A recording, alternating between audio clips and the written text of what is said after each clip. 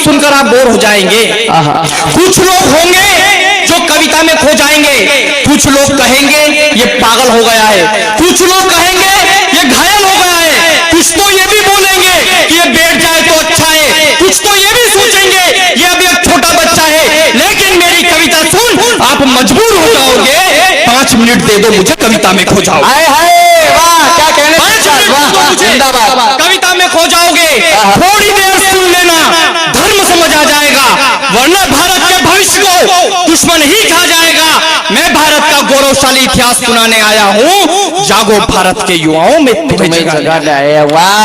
जागो भारत के युवाओं में तुम्हें जगाने आया हूँ। और गुरुदेव, हम वीर रस के कवियों के लिए कहा जाता है कि वीर रस के कवि गला फाड़ फाड़ कर कविताएं पढ़ते, वीर रस के कवि को चेसिस सपोर्ट नहीं करता है, कविताएं पढ़ते हैं, शांति से कविताएं नहीं पढ़ते। मुझे बताना कि क्या शांति से लोग समझ जाते तो द्रौपदी का चीरहरण होता? शांति से लोग समझ जाते तो क्या द्रौपदी का चीरहरण होता? शांति से लोग समझ जाते तो क्या अभिमन्यु का मरण होता? अरे शांति से लोग समझ जाते तो भगत सिंह जिंदा होते, शांति से लोग समझ जाते हर पापी शर्मिंदा होते, अरे शांति से लोग समझ जाते तो हर माँ बाप के खिलते मुकड़े होते, और शांति से लोग समझ जाते तो नहीं श्रद्धा के टुकड़े। क्या बात है, वाह। शांति से लोग समझ जाते तो नहीं श्रद्धा के टुकड़े होते। मेरा दोस्त है एक मंगल, वो बोलता है कि यार तितपाल भाई कहाँ प्यार मोहब्बत की कविताएं पढ़ने की उम्र है, प्यार मोहब्बत की कविताएं नहीं पढ़ते हो। तब कहीं मैंने 4 पंक्तियां लिखी कि काव्य पाठ के विशाल रथ को आगे कौन बढ़ाएगा, कि काव्य पाठ के विशाल रथ को आगे कौन बढ़ाएगा, सदियों से जो चली कलम उसको कौन चलाएगा। और चलो मैं लिख दूं, और चलो मैं लिख दूं काजल बिंदी और प्रेमी की पायल को, पर भारत माँ के उन जख्मी घावों को कौन दिखाएगा। क्या बात है, भारत माँ के उन जख्मी घावों को कौन दिखाएगा। और आप ही बताना मुझे लिखना क्या चाहिए, कि यजगान लिखूं मैं भारत माँ का है मेरे वतन का अभिमान लिखूं, कि यार हृदय से माधव ने जिसका उस सुदामा का सम्मान लिखूं, मातृभूमि का कणकणिया में भारत का इतिहास लिखूं, परिसभा में पांचाली का कौरवों पर परिहास लिखूं, या लिखूं शब्द भेदी पृथ्वी के बाणों का संधान लिखूं, चित्तौड़ दुर्ग में मां मीरा का भरपूर अपमान लिखूं, या लिखूं प्रताप के प्रताप को, या महाराणा का शौर्य लिखूं, शूरवीर वो विश्व विजेता चंद्रगुप्त में मौर्य लिखूं, या लिखूं 23 वर्षीय भगत को विद्या मां का दर्द लिखूं, अरे दाग की गलपट्टी पर गोली चंद्रशेखर में मर्द लिखूं। अरे आप ही बताओ, भारत जन्म में अपनी कलम से क्या लिखूं, सौंदर्य लिखूं मैं नारी का या सारा हिंदुस्तान लिखूं। क्या बात है, वाह वाह वाह, जिंदाबाद। सौंदर्य लिखूं मैं नारी का, जिंदाबाद, और सारा हिंदुस्तान लिखूं। और मैं राजनीति के ऊपर कोई टिप्पणी नहीं करना चाहता गुरुदेव, मात्र 4 पंक्तियां पढ़ता हूं राजनीति के ऊपर, कि जिसने लहू दिया माटी को उसे राष्ट्र की चिंता है। जिसने लहू दिया माटी को उसे राष्ट्र की चिंता है। देख कर जयचंदों को यहाँ पर भगत सिंह शर्मिंदा है, और जो 2 कौड़ी की राजनीति से सैनिक की करते निंदा है, उन वीरों का मान बचाने हम कलम के सिपाही जिंदा। क्या बात है, उन वीरों का मान बचाने हम कलम के सिपाही जिंदा हैं। और मित्रों, क्यों कविताएं लिखनी पड़ती है? छत्तीसगढ़ के एक नेता कह देते हैं कि बजरंगबली के भगवा कलर का गमछा पहनकर बजरंगी गुंडे वसूली करते हैं। शायद उन नेताओं को यह नहीं पता कि वो बजरंगबली के गुंडे नहीं, बजरंगबली के भक्त हैं जो गो हत्याओं को रोकने का प्रयास करते हैं। शायद वो इस बात को नहीं जानते हैं कि भगवा क्या है और भगवे का महत्व क्या है। मैं कुछ पंक्तियां पढ़ता हूं कि भगवा क्या है, कि भगवा केवल रंग नहीं है हर हिंदू की जान है। भैया सुना, बहुत बढ़िया, कि भगवा केवल रंग नहीं है हर हिंदू की जान है।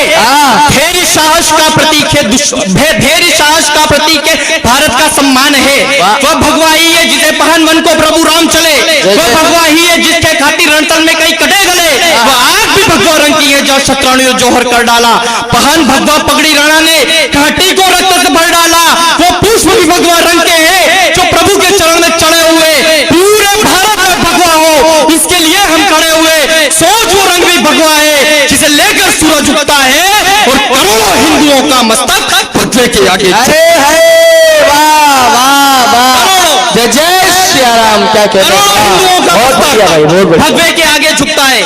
और आदरणीय गुरुदेव, ये स्वतंत्र भारत है, यहाँ पर सभी कवियों को अपना अपना मत है, अपने अपने विषय है लिखने के। लेकिन मेरा क्या मानना है कि लिखना है तो लिख डालो पन्ना के बलिदान को, लिखना है तो लिख डालो मां मीरा के विषपान को, लिखना है है तो लिख डालो भगत सिंह की फांसी को, लिखना है तो लिख डालो उस मर्दानी झांसी को, यदि और भी लिखना चाहते हो तो कुरुक्षेत्र का युद्ध लिखो, यदि और भी लिखना चाहते हो तो विवेकानंद और बुद्ध लिखो, यदि और भी लिखना चाहते हो तो रण में चेतक की चाल लिखो, यदि और भी लिखना चाहते हो तो द्वारिकाधीश गोपाल लिखो, यदि और भी लिखना चाहते हो तो द्वारिकाधीश गोपाल लिखो। और मित्रों, जो लोग भगवान श्री कृष्ण के बारे में नहीं जानते, पुलकित भाई, हाँ भैया, जो लोग भगवान श्री कृष्ण के बारे में नहीं जानते, जिन्हें लगता है कि भगवान श्री कृष्ण सिर्फ मटकियां फोड़ा करते हैं, जिन्हें लगता है कि भगवान श्री कृष्ण सिर्फ गोपियों को छेड़ा करते हैं, जिन्हें लगता है कि भगवान श्री कृष्ण के न जाने कितनी रानियां थी, एक दो या तीन या चार पांच हमने भी रख ली, क्या फर्क पड़ जाएगा। उन सभी युवा साथियों को मेरी एक कविता समर्पित की क्या है भगवान श्री कृष्ण कि वह गाना जो वेणु से अपने चलन का रुख मोड़ देते थे, वह गाना जो राधा के खातिर नाज नीर छोड़ देते थे, वह गाना जिनके लिए मां मीरा ने गरल पी लिया, एक रानी होकर अपना जीवन जोगन बनकर जी लिया, वह गाना जिनसे बचपन में शेषनाग भी डरते थे, जिनकी एक दबक पाने को वृंदावन वाले मरते थे, जिनने प्रतिज्ञा ली रण में शस्त्र उठाऊंगा, नारायणी सेना कौरव ले लो मैं अर्जुन का साथ निभाऊंगा, वह गाना जो धर्म युद्ध में धर्म स्थापना चाहते थे, अन्याय देखते रहते रण में सुदर्शन उठाना पाते थे, वह गाना जिनने अर्जुन को गीता का पूरा ज्ञान दिया, वह गाना जिनने मनमित को बराबर का सम्मान दिया, अरे वह गाना जो इस जग में प्रेम के पर्याय हुए, और वह गाना जिनके गीता में 18 क्या कहने, बहुत बढ़िया, जिंदाबाद हुए। गुरुदेव, इस धरा पर प्रभु श्री राम ने जन्म लिया, भगवान श्री कृष्ण ने जन्म लिया, भगवान परशुराम जी ने जन्म लिया, उसके बाद भी यदि इस देश में छोटी छोटी बच्चियों के साथ बलात्कार हो जाते हैं तो ये चिंतन का विषय है। मैं एक घटना याद दिलाता हूं राजस्थान उदयपुर की। दो आते हैं आतंकी और एक टेलर, क्या नाम था, कन्हैया लाल टेलर की गर्दन काटकर चले जाते हैं और कोर्ट उन गद्दारों को यह कहकर छोड़ देती है कि उनके खिलाफ कोई सबूत नहीं मिले। मैं कुछ पंक्तियां पढ़ देना चाहता हूं कि भारत का इतिहास हुआ क्या है, और यदि बच्चों के साथ में रेप होते, छोटी छोटी बच्चों के साथ में, तो भारत सरकार को क्या निर्णय लेना चाहिए। मैं कविता समझ, स्वागत। इस धरा पर हर हिंदू पूछता है श्री राम को, कि इस धरा पर हर हिंदू पूछता है श्री राम को, अपने नयन से स्वर्ग देखता यहाँ के चारों धाम को, कृष्ण यहाँ पर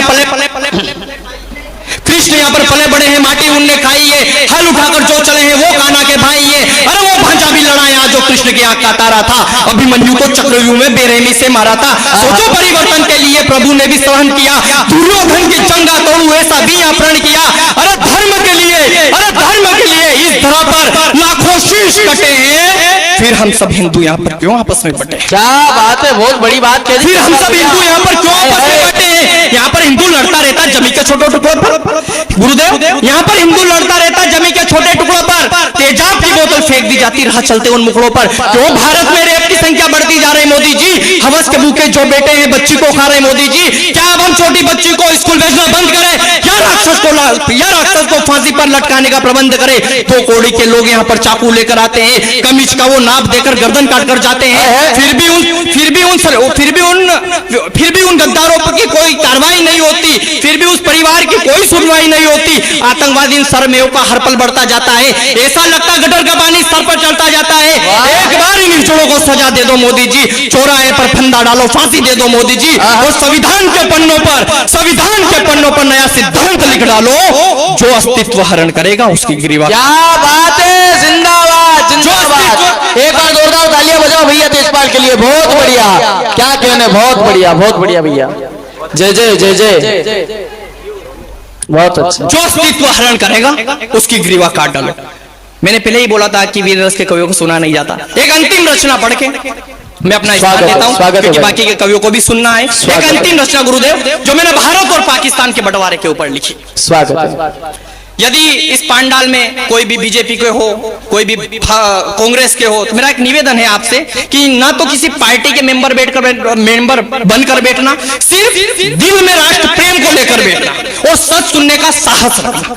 गुरुदेव में कविता पढ़ता हूं। स्वागत है। कि कलम उठाई थी मैंने जब हेमराज का शीश कटा, कलम उठाई थी मैंने जब हेमराज का शीश कटा, राजनीति का पर्दा यारो मेरी आंखों से हटा, दिल्ली की सरकार तब काले धन पर सोई थी, बेटे का दर्द देख के यारो वो फुट फुट रोई थी, देश में कितनी कायरता थी उस दिन मुझको पता चला, राजनीति के चक्कर में मुझको ये देश झुका मिला, और आज भी कई लोग हैं जो सत्ता पाने बैठे हैं, पीएम बनाकर देश डुबाने बैठे। क्या बात है भाई, वाह वाह वाह, बहुत बढ़िया, जिंदाबाद। क्या कहने, पप्पू को पीएम बनाकर देश डुबाने बैठे हैं। अरे पाकिस्तान नहीं होता यदि सरकार नहीं होती और जिन्ना नेहरू के बीच बंटवारे की बात नहीं होती। जागो मेरे देश के युवा, तुम्हें जगाने आया हूँ, भारत की बर्बादी की मैं पीड़ा सुनाने। क्या बात है, वाह वाह, भारत की बर्बादी की मैं पीड़ा सुनाने आया हूँ। याद करो आजाद ने क्यों बंदूक उठाई थी, याद करो आजाद ने क्यों बंदूक उठाई थी। देश पूरा आजाद करूंगा कसम उनने खाई थी। भारत के इस राजतंत्र पर क्यों शेखर शर्मिंदा थे। भगत सिंह को फांसी लगी तब नेहरू बापू जिंदा थे। क्यों लगी थी फांसी यारो, इस बात को जानो तुम। आपस में सब मिले हुए थे, इस बात को मानो तुम। सालों से जो सत्ता चली है मन से उसे हटाओ तुम। एक बार इन जयचंदों को मिलकर सब मिटाओ तुम। अरे दावा करता देश में यारो फिर खुशहाली आएगी और भारत माँ की जय के नारे पूरी दुनिया गाएगी। क्या बात है, भारत माता की, भारत माँ की जय के नारे पूरी दुनिया गाएगी। प्रणाम करता विद्या किशन के उस बड़े बलिदान को। विद्या किशन थे भगत सिंह जी के माता पिता। कि प्रणाम करता विद्या किशन के उस बड़े बलिदान को, राष्ट्र हित में दान किया है अपनी ही संतान को। क्यों अशकों से पूछती रहती, क्यों पूछती दीवार से। पुत्र मिलन का पूछना है तो पूछ कायर सरकार से। अरे वो सरकार जो चुपचाप बैठकर रोटियां सेका करती थी, भगत सिंह के फांसी के वो सपने देखा करती थी। वह सोचती भगत सिंह तो एक दिन मर जाएगा। वो देश पूरा कायर था और कायर ही कहलाएगा। कि देश पूरा कायर था और कायर ही कहलाएगा। भरी धार भगत सिंह ने और हाथ में बम का गोला था, दिया फेंक असेंबली में और इंकलाब वो बोला था। लगा था उस दिन देश को आजादी मिल जाएगी। पर किसे पता था 23 मार्च काली रात कहलाएगी। कि किसे पता था 23 मार्च काली रात कहलाएगी। चाहते अगर वो राष्ट्र हित में महान कार्य कर सकते थे, एक बड़े महान नायक का नाम लेता हूं गुरुदेव।